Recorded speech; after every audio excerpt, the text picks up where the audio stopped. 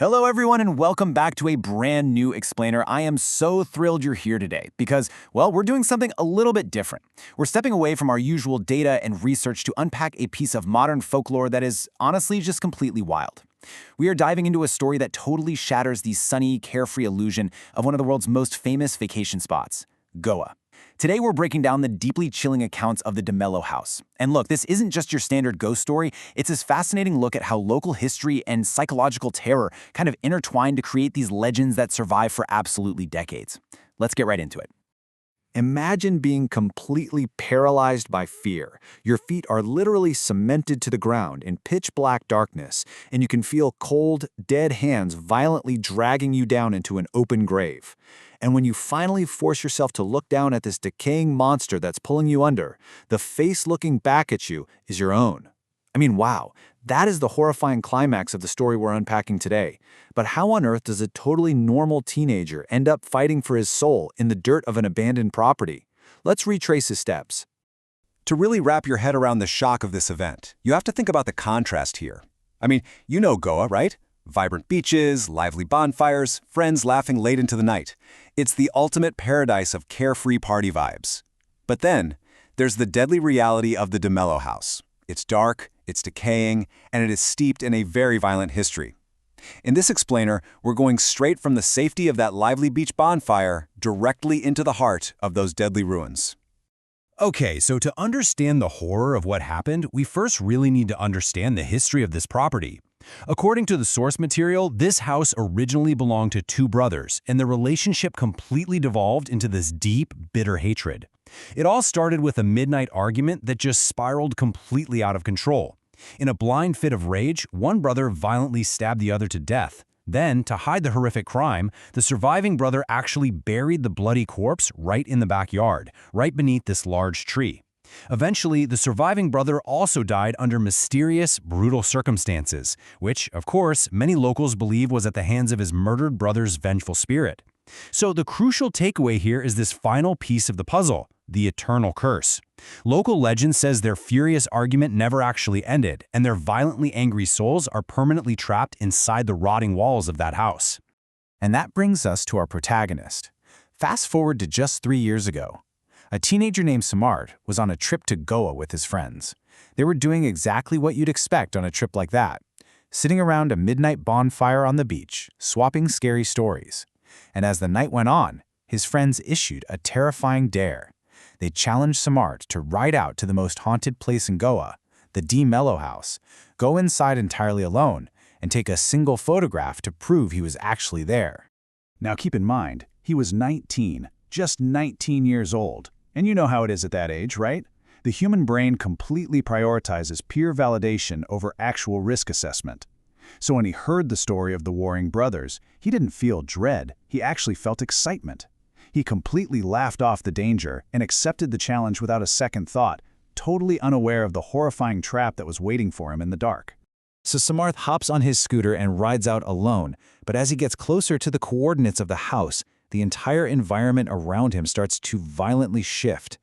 First, that warm tropical ocean breeze drops into the sudden freezing wind, the normal ambient noise of the forest, entirely replaced by this unnatural, heavy silence. He pulls up to this crumbling Portuguese structure that honestly looked less like a home and a lot more like a cage for sinister forces. And right out front was this massive bent tree. Its roots were aggressively breaking through the stone walls, and its trunk was completely covered in deep, erratic scratch marks. It literally looked like someone, or something, had been frantically clawing at the wood with their bare nails. Despite all the alarm bells ringing in his head, Samart crosses the gate and steps inside. Almost immediately, this crushing pressure sits heavily on his chest. It made it an agonizing effort just to draw a single breath. On top of that, the air was just thick with this suffocating stench of rotting meat, kind of like a dead animal left to decay in a closed room. And get this, on the walls of the hall, there were these old cartoon drawings, but their faces were horribly distorted.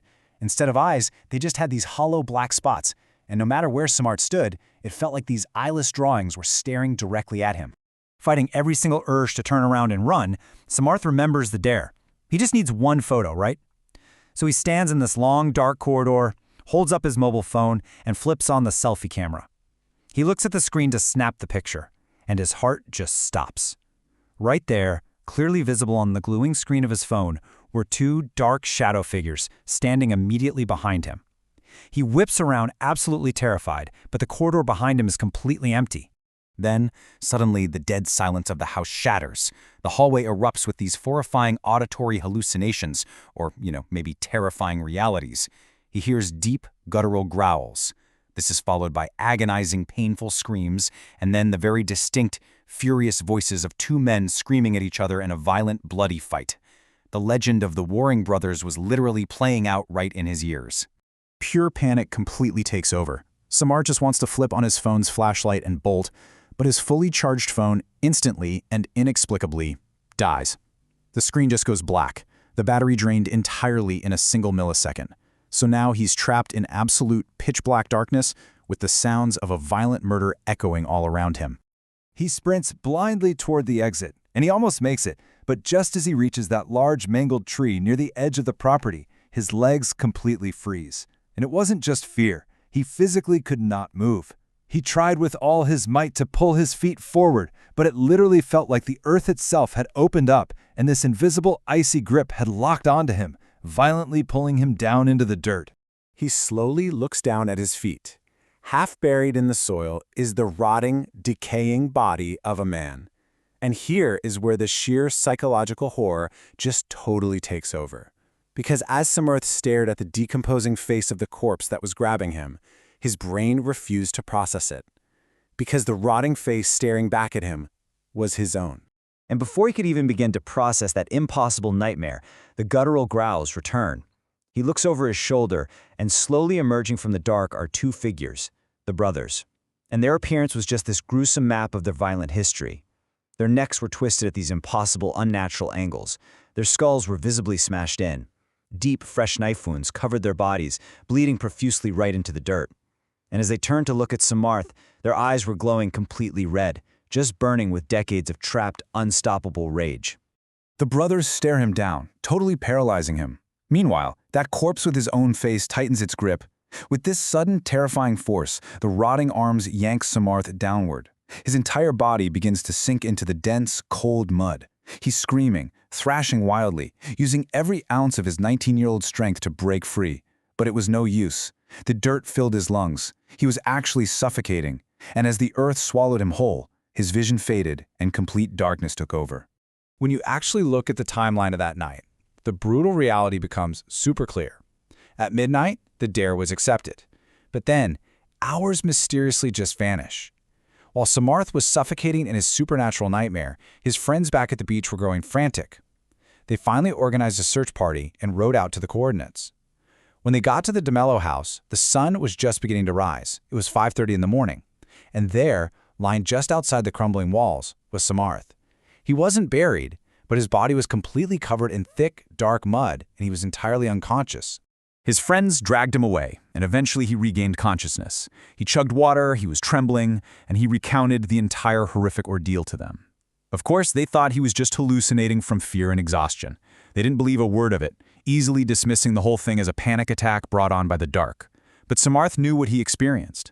As their group packed up and fled Goa that very same day, Samarth took one final look back at the cursed property. And there, standing clearly in the upper window of the ruined house, were the two bleeding brothers, staring directly at him as he drove away. Samarth survived, obviously, but the source material notes that he never truly recovered from the psychological trauma of that night. He left Goa and never looked back. So, after walking through the evidence of this legend, the history of those brothers, and the terrifying timeline of Samarth's nightmare, what do you think? Is Goa's DeMello house truly haunted by the vengeful spirits of a brutal fratricide, or is it just a masterclass in psychological suggestion and environmental dread? Drop your theories in the comments below. Thank you so much for joining me on this explainer. Stay curious and keep questioning the unknown.